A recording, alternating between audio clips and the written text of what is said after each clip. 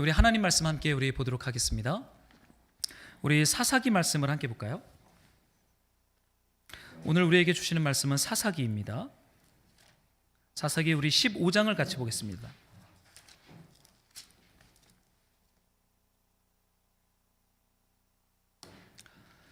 네, 우리 사사기 15장 우리 19절의 말씀을 저랑 같이 읽도록 하겠습니다. 네, 우리 찾으셨으면 우리 한번 같이 한 목소리로 주님 말씀을 소리내어서 읽도록 하죠. 시작. 하나님이 레이에서 한 우묵한 곳을 터뜨리시니 거기서 물이 솟아나오는지라. 삼손이 그것을 마시고 정신이 회복되어 소생하니 그러므로 그 샘 이름을 에낙고레라 불렀으며 그 샘이 오늘까지 레이에 있더라. 네, 우리 몇 절만 함께 좀 더 읽을게요. 우리 PPT를 보면서 사사기 13장 우리 몇 절 좀 더 읽도록 하겠습니다. 저부터 우리 교독으로 읽을게요.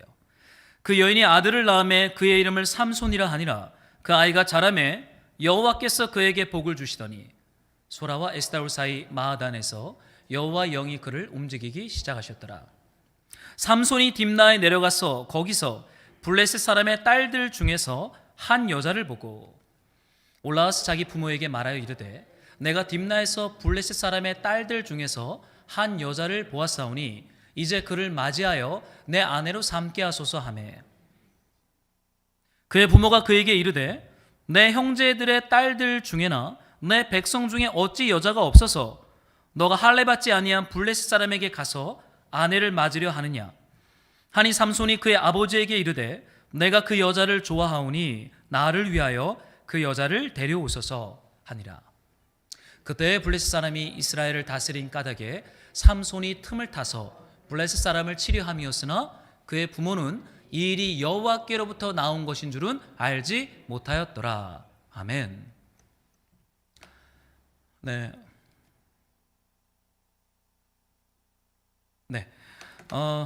2022년 새해 첫 주일입니다. 우리 한번 말씀을 우리 듣기 전에 우리 성도분들끼리 그래도 한번 우리 복된 축복의 인사 함께 했으면 좋겠습니다. 새해 복 많이 받으십시오. 우리 한번 같이 축복하며 인사할까요? 네. 온라인으로 예배 드리는 우리 교회 가족들 모두에게도 우리 하나님 주시는 그 은혜와 평강이 2022년 충만하시기를 예수님의 이름으로 축복합니다. 네, 오늘은 저희 교회 2022년 주신 약속의 말씀을 붙잡고 이 주일 공동체 우리 말씀 설교를 함께 나누고자 합니다.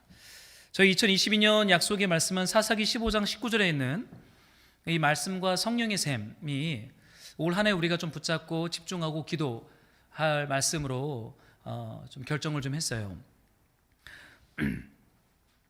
사실은 가장 큰 은혜와 복은 우리가 삼손을 이번 주랑 다음 주 두 주에 걸쳐서 우리가 묵상하고 함께 말씀을 나눌 텐데 하나님을 향한 이 말씀과 성령의 샘이 우리의 우묵한 곳을 터뜨려서 우리 안에 터져 나올 때 참된 복과 참된 힘과 참된 힘을 여기서 경험하게 되는 것을 좀 경험하게 됩니다.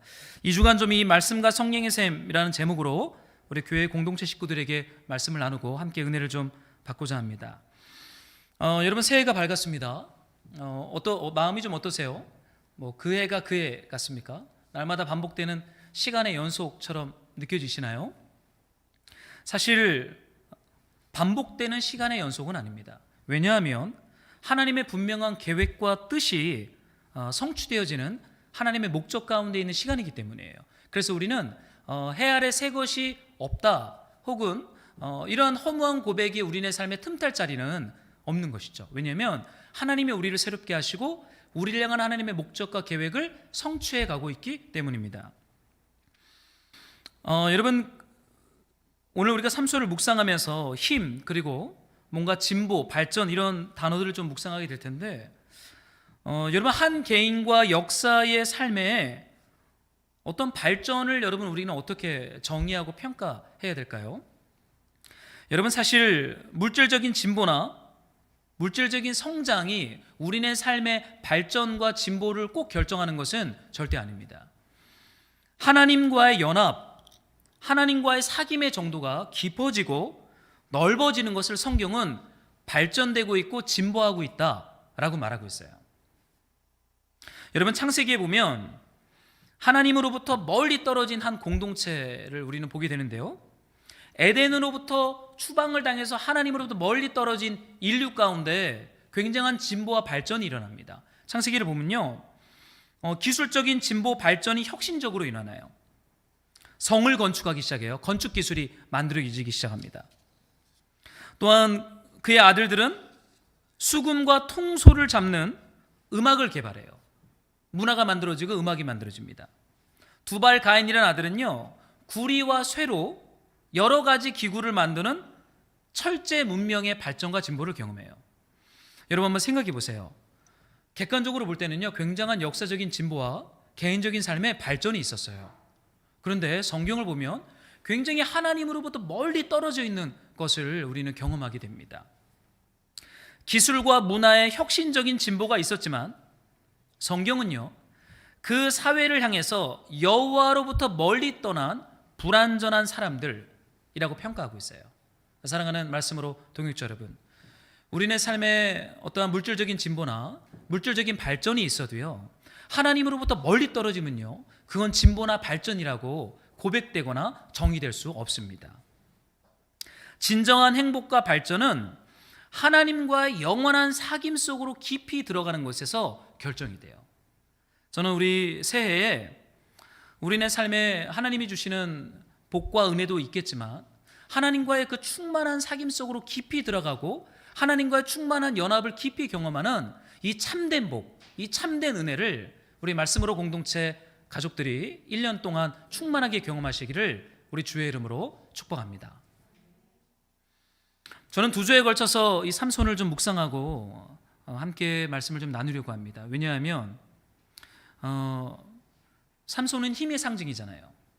삼손처럼 힘 있는 존재가 없고 강력한 존재는 없습니다. 그런데 정말 성경이 말하는 그 힘, 성경이 말하는 그 복, 이것을 저는 에낙골에 그 우묵한 곳이 터져서 말씀과 성령의 샘이 터지는 이 말씀을 묵상하면서 이게 진짜 은혜구나, 이게 진짜 복이구나, 좀 이 복과 은혜를 1년간 우리가 누리고 경험하면 좋겠다라는 마음이 좀 들기 시작했어요.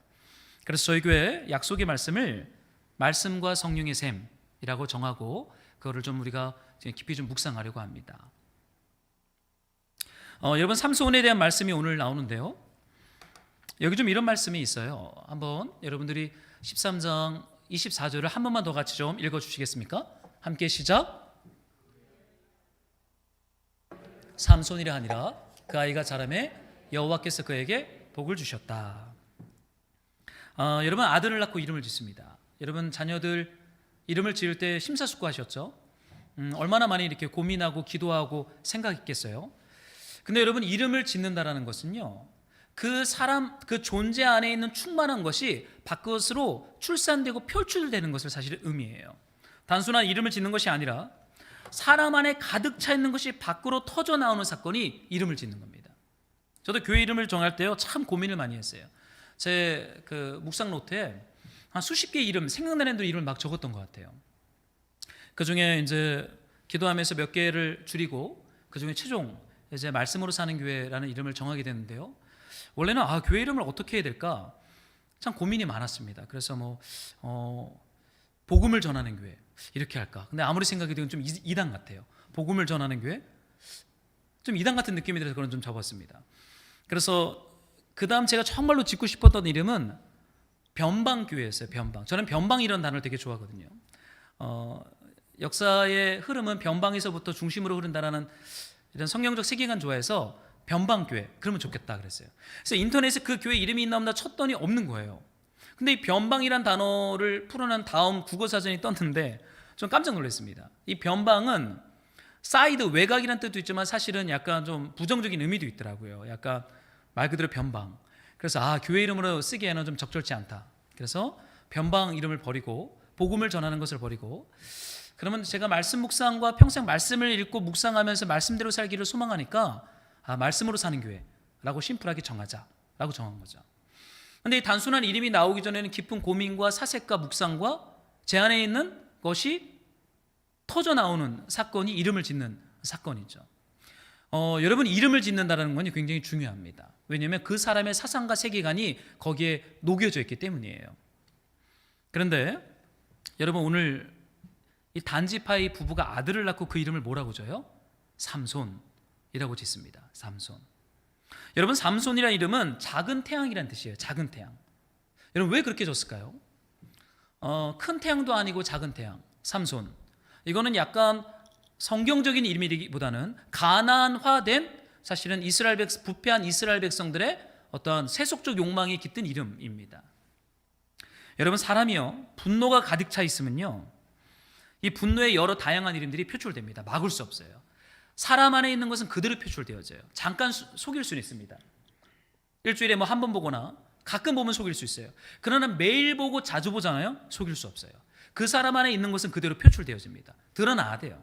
드러나지 않고 이렇게 가면을 쓰고 다니면요 곪습니다. 병들어요. 사랑이 가득 차 있으면 눈빛과 언어 행동으로 그 사랑이 터져 나옵니다. 돈이 가득 차 있으면 모든 것이 다 돈으로 계산되어지고 평가되어집니다. 이게 사실 이름을 짓는 것에 담긴 신학적인 의미죠. 여러분 사람은요 하나님의 형상과 모양으로 창조된 영적인 존재이기 때문에 그 안에 가득 차 있는 것을 감출 수 없어요. 금방 드러납니다. 영혼 그 마음 안에 가득 차 있는 것이 결국 우리 삶을 만들어내요. 이건 참 독특한 것입니다. 우리가 생각하고 묵상하는 것이 우리의 삶을 결정해요. 우리 인생과 일상을 만들어내버립니다. 여러분 하나님으로 충만했던 최초의 인간이 있죠. 누군지 아십니까? 아담이죠. 아담. 근데 그 아담이 자신의 뼈로 만들어진 하와가 하나님이 창조하셔서 그 앞에 갖다 놨을 때 그 하와의 이름을 어떻게 짓는지 여러분 기억하십니까? 이는 내 뼈 중에 뼈요 살 중에 살이라. 여러분 그 안에 하나님의 말씀과 통치가 충만했기 때문에 하나님의 관점으로 자신이 표현할 수 있는 가장 아름답고 존귀한 이름을 자신의 아내에게 지어줍니다. 그 안에 충만한 것이 드러나는 거예요. 이름을 짓는다는 것은 신앙 고백입니다. 신앙을 고백하고 내 안에 있는 것이 무엇인지를 드러내고 표현하는 예배적 행위가 이름을 짓는 거예요. 그런데 여러분 이 부모가 그 아들을 뭐라고 줬죠? 삼손, 작은 태양이라고 이름을 줘요. 저는 이 말씀 예전에 묵상을 하다가 왜 작은 태양일까? 여러분 한번 생각을 해보세요. 가나안 땅은요 농업이 기초된 사회입니다. 원래 이스라엘 백성들은 유목민이었죠. 노마드예요. 한 곳에 정착하지 않고 끊임없이 이동하는 그런 부르심을 받은 사람들이 아브라함의 후손들입니다. 그런데 가나안 땅에 들어오면서부터 그들은 정착해요. 여러분 정착하면 위험합니다. 끊임없이 이동하고 떠나지 않으면요 사실은 그 땅이 가장 강력하게 생각하는 것에 동화되어서 그 땅이 추구하는 힘을 하나님보다 더 추구하게 되는 삶을 살아가게 돼요. 여러분 농업에서 가장 중요한 건 태양, 비옥한 땅입니다. 여러분 농사를 지시는 분들이 없는데요. 여러분 이제 뭐 개인 사업하는 분들도 있겠지만 여러분 농사하는 사람들에게 제일 중요한 건 태양이에요. 내리는 비, 그리고 비옥한 땅입니다. 여기에서 생산성이 결정이 돼요. 그래서 가나안은 태양을 신으로 섬기는 지역이에요. 태양을 신으로 섬깁니다. 태양에게 기도하고 제물을 바치고 빛과 비를 내려줄 것을 강청합니다. 이게 가나안 사람들의 문화고 종교고 일상이에요. 여러분 삼손의 부모가 이런 경제적, 문화적, 종교적 영향력으로부터 자유롭지 못했던 것 같아요. 강력하게 영향을 받습니다. 그러면 아들을 놓고는 힘있고 성공적인 삶을 어떻게 살 수 있을까? 기도하고 소망하는 와중에 작은 태양과 같은 존재가 되면 이 가나안 땅에서 진짜 힘있고 존귀하고 복된 삶을 살겠구나 라고 신앙을 고백해버려요. 그 아들의 이름을 삼손, 큰 태양 아래에 있는 작은 태양이라고 고백해버립니다. 여러분 좀 어떠세요? 삼손은 사실 전혀 신앙적인 사람은 아니죠. 사사로 부름을 받았지만 전혀 비신앙적입니다. 불신앙적인 비신앙인 같아요. 껍데기는 하나님의 백성 이스라엘인데 그 속은 온통 가나안화 되어버렸어요. 여러분 이게 사실은 무서운 겁니다. 우리가 껍데기는 교회고 껍데기는 사사인데 그 안에 알맹이는 다 가나안화 되면 이건 진짜 좀 위험한 거죠. 그 껍데기가 사실은 깨져야 됩니다. 삼손이라는 이름 속에 담긴 메시지는요, 깨어지고 망가진 이스라엘 백성들의 민낯을 보게 돼요. 그래서 여러분, 아들을 위해서 기도할 때 삼손과 같은 힘을 주십시오. 이거 진짜 위험한 기도예요. 그렇게 기도하면 안 됩니다. 요셉처럼 지혜롭게 해주십시오. 삼손처럼 힘있게 해주십시오. 우리 종종 그런 기도 하잖아요. 큰일 납니다. 삼손은 사실 하나님과 전혀 상관없이 힘 있는 존재였어요. 그건 힘이 아니라 빈곤이고 가난이고 위험한 것입니다. 그런데 오늘 독특한 말씀이 나와요. 여기 24절 후반부에 봤더니 그 아이가 자라매 여호와께서 그에게 복을 주셨다라고 말을 해요. 여러분, 삼손이라는 이름 속에는 야훼, 하나님의 이름이 틈탈 자리가 없어요. 삼손의 이름이 가득 차 있습니다. 하나님의 말씀대로 살면 가나안 땅에서 가난해지고 약해질 것이란 깊은 두려움 때문에 야훼와 관련된 이름이 아니라 태양과 관련된 이름을 지은 거예요. 여러분, 한번 질문을 좀 드릴게요. 하나님의 말씀대로 살면 우리가 약해지고 가난해지고 초라해질까요? 그럴 수 있습니다. 가난해지고 힘없는 삶이 될 수도 있어요. 왜냐하면 이 땅은 다 가나안화 되었기 때문에 가나안의 방식으로 살지 않으면 손해를 보게 되어 있어요. 손해 안 볼 수가 없습니다. 그래서 가나안에 정착한 이스라엘 백성들은 이게 두려웠던 것 같아요. 그래서 이스라엘 백성이고 사사이지만 그 내용은 가나안화, 삼손이라고 이름을 지었던 것이죠. 그런데 오늘 본문의 말씀을 보니까 그 아이가 자라매 여호와께서 그에게 복을 주셨다. 여러분, 하나님 복을 주세요. 저는 참 이 하나님이 참 신비롭습니다. 사실은 복을 받을 만한 행동과 태도와 삶의 모습을 전혀 가지고 있지 않은데 그 아이가 자라는 동안 소라와 에스다올 마하나단에서 여호와의 복을 자라며 받으며 삼손이 자라는 것이죠. 여러분, 하나님의 은혜와 긍휼이 우리의 악함과 우리의 어떠함과 상관없이 우리 가운데 임하는 것을 보게 돼요. 근데 좀 질문을 드릴게요. 여러분, 이 복이 뭘까요? 삼손이 작은 태양, 태양신처럼 힘있고 부유한 존재가 되려고 욕망적인 삶을 살아가는데, 그런데 그에게 하나님이 복을 내려주세요. 그 복이 뭘까요? 여러분, 우리는 이 복을 받아야 돼요. 예수 그리스도 안에서 주어진 이 생명의 복을 받는 사람들이 교회고, 이 복이 끊어지지 않고 날마다 우묵한 곳을 터뜨려서 우리의 영혼과 삶을 촉촉히 적시는 이 복의 샘이 터지는 것이 진짜 생명이고 구원이고 축복이고 저는 은혜인 줄을 믿어요. 사랑하는 말씀으로 동역자 여러분, 이 복을 받아야 사람이 됩니다. 살아있는 것에 그 맛이 있어요. 사실 여러분, 그 복을 우리는 삼손을, 사실 사사기에서 가장 긴 사사에 대한 이야기는 삼손이거든요. 그리고 사사기의 가장 끝자락에 나온 사사도 삼손입니다.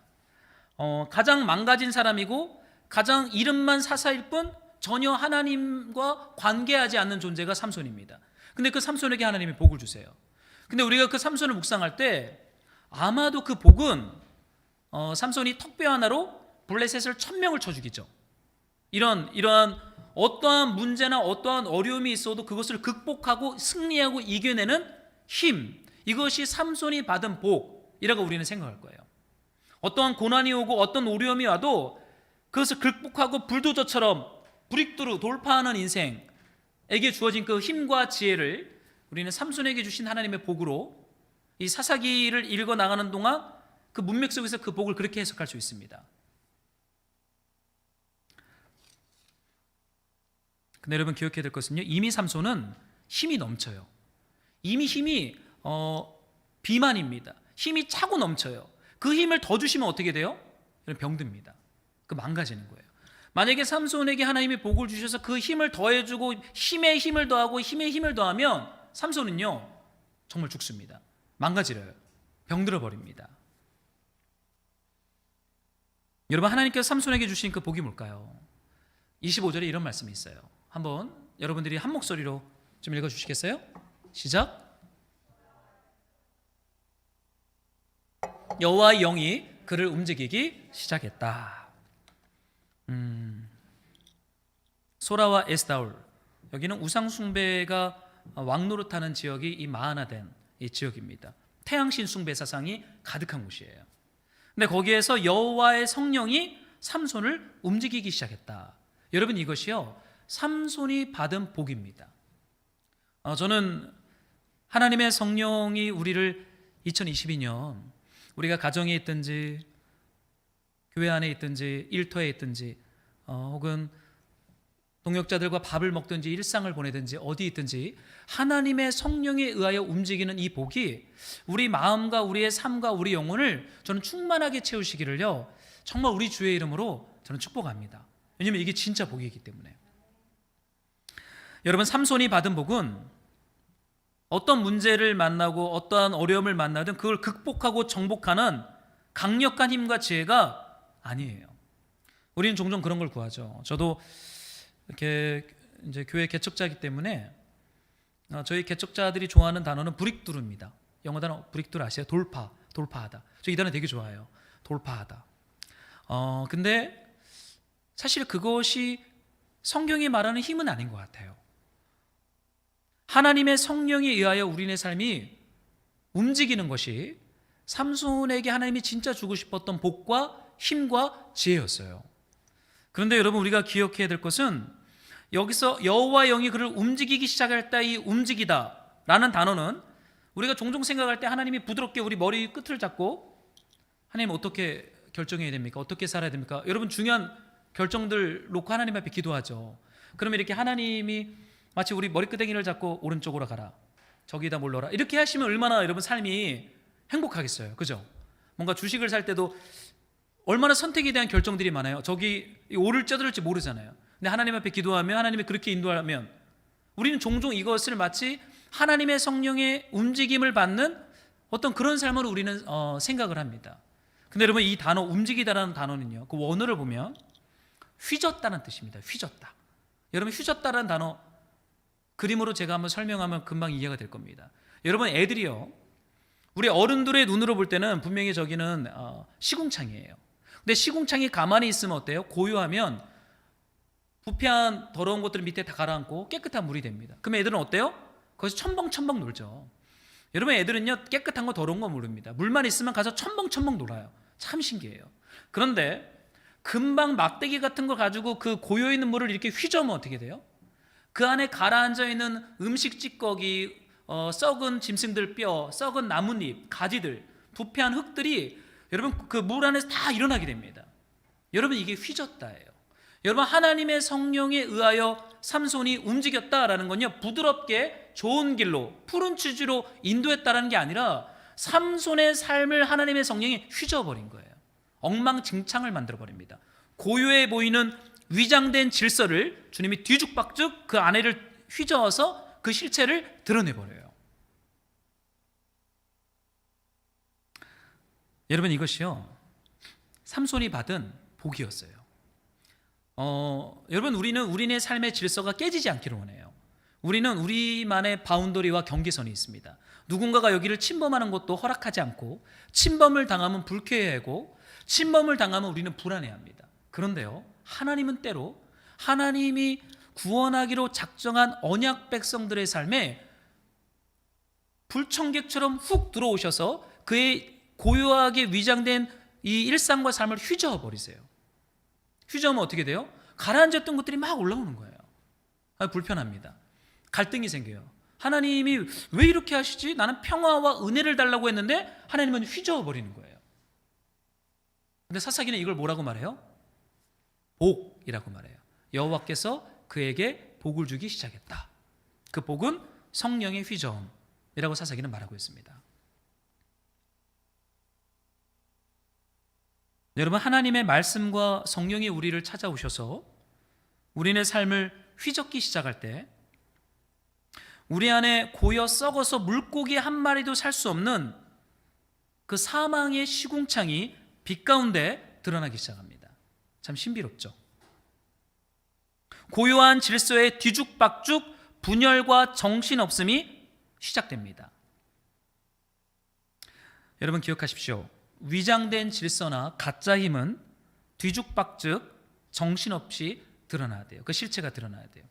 그 힘의 근원이 무엇이고 그 힘이 가지고 있는 최종적 결과가 무엇인지 드러나야 돼요. 그게 사는 길입니다. 그게 구원입니다. 나를 힘있게 할 수 있다고 믿고 의지했던 그 실체가 가짜였구나. 이거 진짜 아니구나.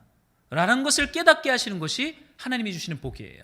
성령의 휘저음인 것을 발견하게 됩니다.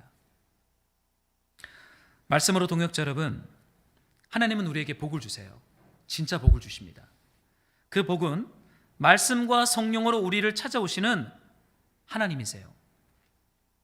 말씀과 성령이란 생명의 막대기로 고요하게 위장되었던 그 물가를 우리의 삶과 우리의 마음과 일상의 물가를 휘저어 버립니다. 그때 그 안에 감춰져 있던 온갖 나를 망가뜨리는 부패한 것들이 드러나요.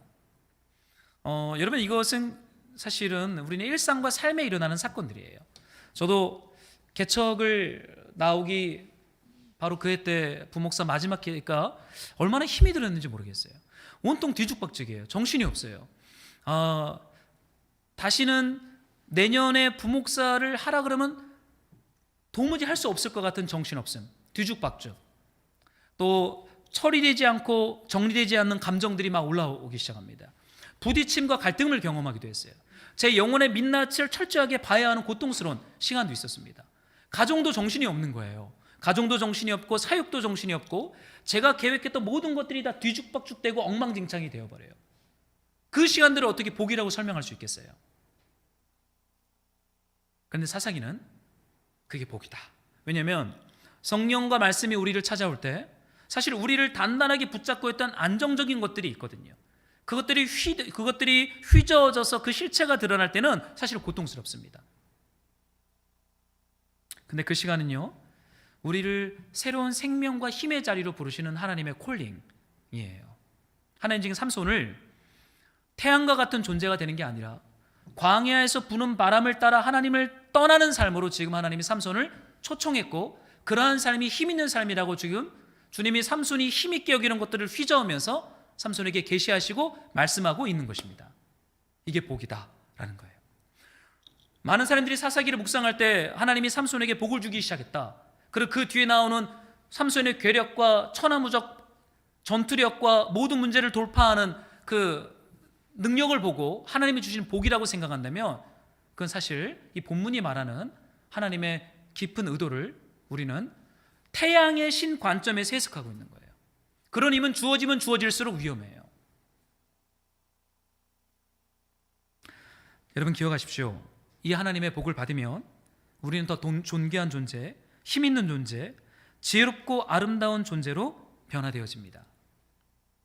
그런데 그 기준은 태양신 관점에서 힘있고 지혜롭고 아름다운 존재가 아니라 하나님의 기준에서 하나님이 보시기에 지혜롭고 아름답고 힘있는 존재가 되는 거예요.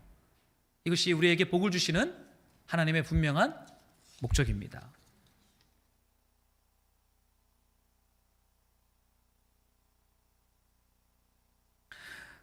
근데 여러분 여기 본문에 이제 삼손이 하나님의 성령에 움직이기 시작하잖아요. 그런데 14장 1절에 가면 좀 독특한 일들이 일어나기 시작해요. 여러분 한번 생각을 해보세요. 힘이 주어졌고 성령이 임했고 이제 성령을 따라 움직이기 시작합니다. 그러면 이스라엘 백성들이 이 삼손에게 무엇을 기대하면 됩니까? 원수인 블레셋과 싸워서 그 압제 가운데 고통당하는 이스라엘을 구원할 것을 기대하게 되잖아요. 왜냐하면 성령을 따라 움직이기 시작하니까. 그런데 14장 1절을 보면 진짜 삼손 망나니 짓을 계속합니다. 한번 여러분들이 좀 1절을 좀 같이 좀 읽을까요? 시작. 블레셋 사람의 딸들 중에 한 여자를 보고 올라와서 자기 부모에게 말하여 이르되 내가 딥나에서 블레셋 사람의 딸들 중에서 한 여자를 보았사오니 이제 그를 맞이하여 내 아내로 삼게 하소서. 이거 진짜 이상한 사람 아닙니까? 하나님의 성령의 휘저음을 당하고 말씀과 성령의 충만함을 경험했어요. 그럼 어떻게 돼요? 이제는 하나님의 뜻을 따라 사사로 부르신 그 분명한 목적과 계획을 따라 블레셋과 싸워야 합니다. 사사는 전쟁 지도자거든요. 이제는 블레셋과 싸워 전쟁을 해서 이스라엘을 구원할 목적이 있어요. 근데 이 사사 삼손은 어떻게 해요?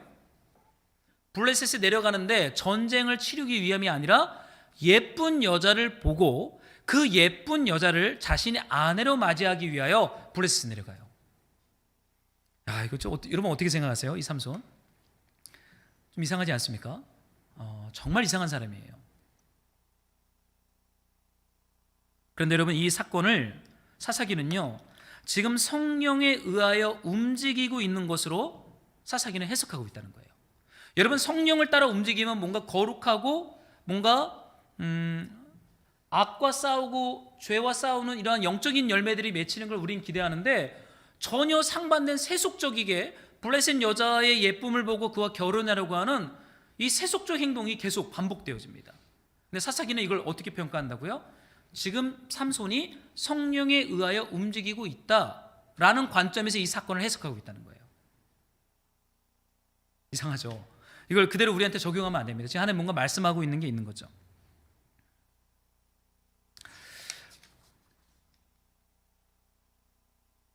근데 여러분, 이 행동 뒤에 이런 평가, 하나님의 평가에 대한 말씀이 나와요. 한번 4절인데요. 오늘 본문의 핵심인 말씀인데 우리 한 번만 더 같이 읽겠습니다. 시작.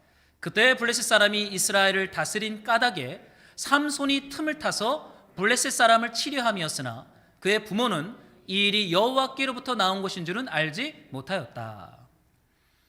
여러분, 여기 본문의 말씀을 보면 삼손이 틈을 타서 블레셋 사람을 치려함이다라는 거예요.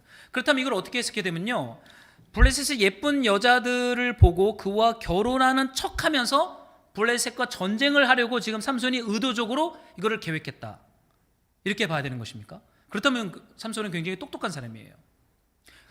그런데 여러분, 이 본문을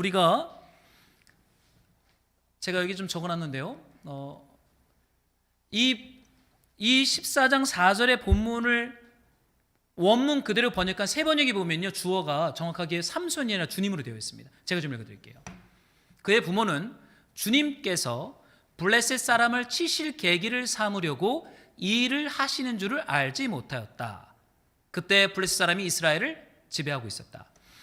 개역개정은요, 삼손이 틈을 타서 블레셋과 싸우려고 이렇게 하는 것을 그의 부모가 모른다라고 말하고 있습니다. 물론 그 뒤에 여호와가라는 단어가 나오지만, 근데 원문을 그대로 풀고 해석하고 번역을 하면요, 주님께서 블레셋과 전쟁을 치르려고 지금 이렇게 말도 안 되는 사건과 상황들을 기획하고 도모하고 진행하고 있다라고 말을 하고 있어요. 여러분, 삼손은요, 사실 블레셋과 전쟁을 치를 마음은 전혀 없어요. 블레셋 예쁜 여자를 아내로 취하는 척하면서 블레셋을 공격해야지, 그런 생각 없어요. 삼손은 그렇게 복잡하지 않습니다. 배가 고프면 죽은 사자 몸에 손을 집어넣어서 꿀을 먹고, 화가 나면 사람을 1000명 죽이기도 하는, 사실은 이렇게 꾀를 부릴 만한 똑똑한 사람이 아니에요. 그런 본능에 충실합니다. 욕망에 충실한 사람이에요.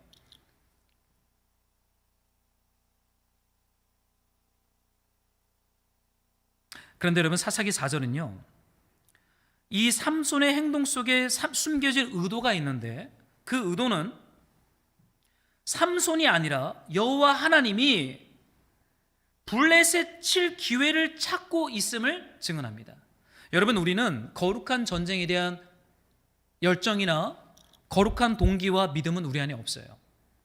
우리는 내 눈에 보기 좋은 대로 나에게 이익이 되면 블레셋 사람이어도 예쁜 여자를 아내로 취할 수 있는 그런 삼손과 같은 존재입니다.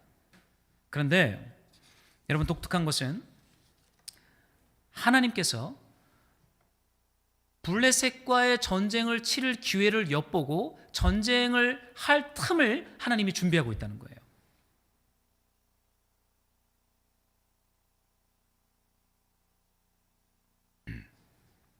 저는 이 말씀 묵상하다가요, 여러분, 성령이 우리에게 주시는 복은 사실은 우리의 열정과 우리 안에 있는 열심과 우리 안에 있는 거룩한 의와는 사실 전혀 상관없습니다.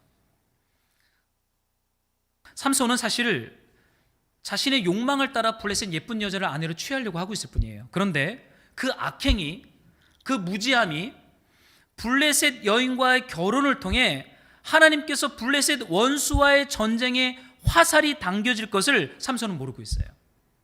그런데 하나님은 그런 미련하고 무지한 삼손의 행동들을 통해 블레셋의 심장을 향하여 화살을 날릴 준비를 하고 있다는 거예요. 저는 이 말씀 읽다가 사실 이게 하나님의 성령께서 일하시는 놀라운 경륜이구나, 이걸 좀 발견하게 돼요. 여러분, 하나님은요, 하나님의 언약 백성들의 삶에 일어나는 연약함, 무지, 실패, 죄, 패배, 이 모든 것을 통해서요, 우리 안에 우리를 거룩한 하나님의 백성으로 빚어가는 거룩한 전쟁을 치를 기회를 끊임없이 준비하고 엿보고 그것을 계획하시는 분이 우리 하나님이라는 거예요.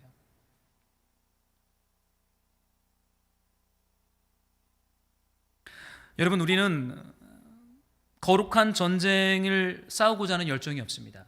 그러나 삼손의 삶을 휘젓는 성령, 하나님이 내려주신 그 복은요, 삼손의 무지와 패배와 어려움과 연약함과 그 불신앙을 통해서도 삼손을 하나님의 거룩한 사람으로 빚어가기 위해서 그것을 거룩한 창조의 재료로 사용한다는 거예요.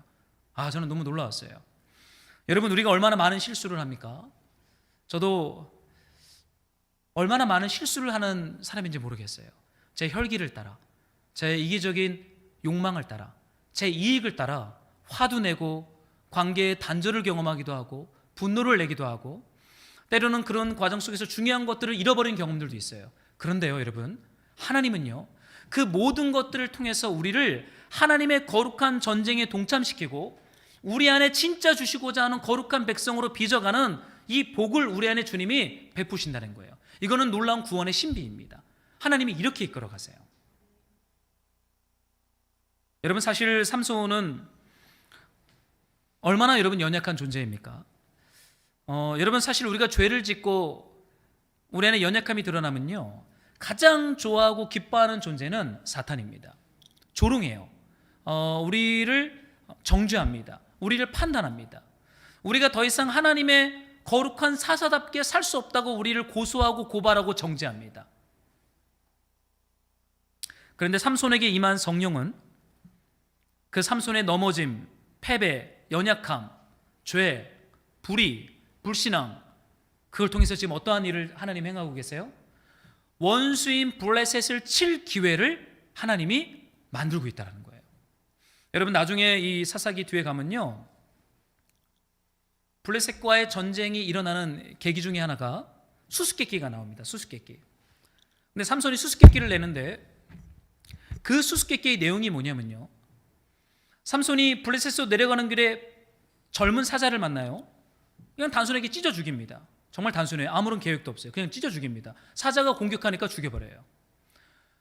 갔다가 돌아오는데 그 죽은 사자 안에 벌꿀이 있는 거예요. 원래 사자는 시체를 만지면 안 돼요. 근데 배가 고프니까 어떻게 해요? 죽은 사자 사체 속에 손을 집어넣어서 그 안에 맺힌 꿀을 따서 먹습니다. 막무가내예요. 그러니까 하나님을 향한 좋은 계획과 뜻도 없어요. 그냥 자기 욕망을 따라 행동하는 존재입니다. 그런데 블레셋과 이 사사 삼손이 전쟁을 치를 때 그 화촉이 되었던 게 뭐냐면요, 수수께끼죠. 수수께끼를 내잖아요.